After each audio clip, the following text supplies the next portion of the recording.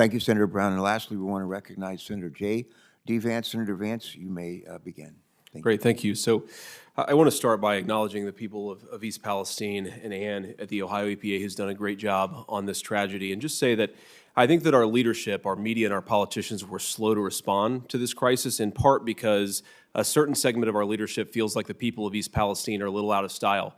They have the wrong politics, they're a little too rural, maybe a little too white. And I want to thank Senator Capito and Senator Carper, the chairman and ranking member, and all of you for paying attention to this, for caring about this issue, and for showing leadership on it. I think the most important message to the people of East Palestine is that we will not forget about them in the months and years to come. And I think this committee hearing reinforces that message. So it's very personally meaningful for me to be here.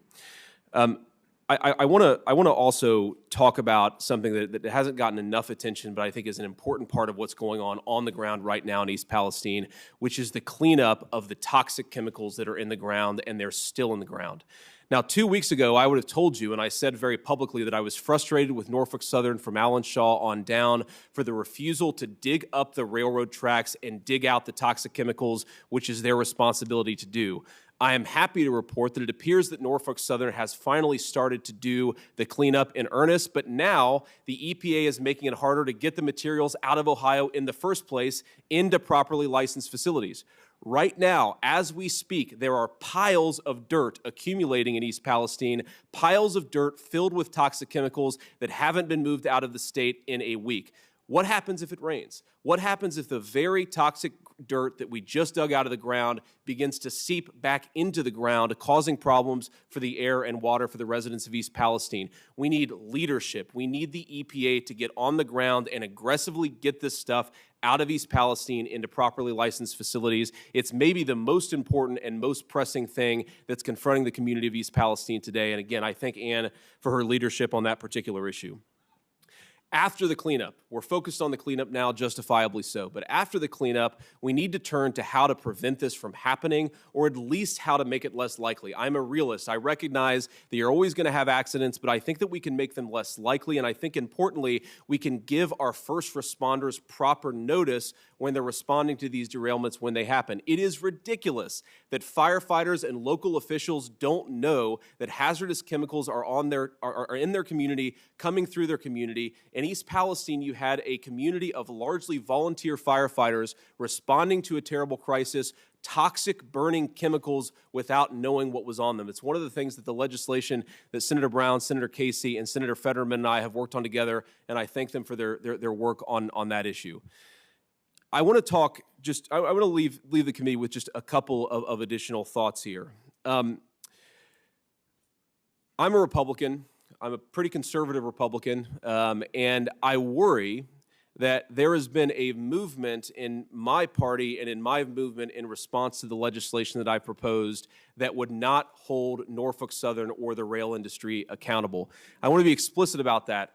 Now, I'm not talking about returning, and this bill is not returning to the days of rate setting. The 1980s level airline and rail deregulation, I think in a lot of ways was good for consumers and good for the industry, but that doesn't mean we cannot have reasonable public safety enhancements in response to what happened in East Palestine.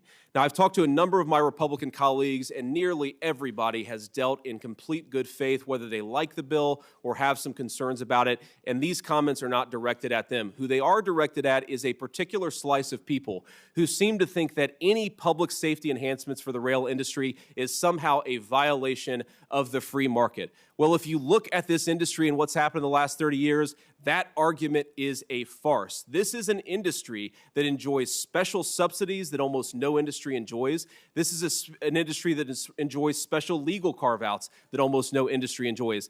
This is an industry that just 3 months ago had the federal government come in and save them from a labor dispute. It was effectively a bailout, and now they're claiming before the Senate and the House that our reasonable regulation, our reasonable legislation is somehow a violation of the free market. Well, pot, meet the kettle, because that doesn't make an ounce of sense. You cannot claim special government privileges. You cannot ask the government to bail you out and then resist basic public safety.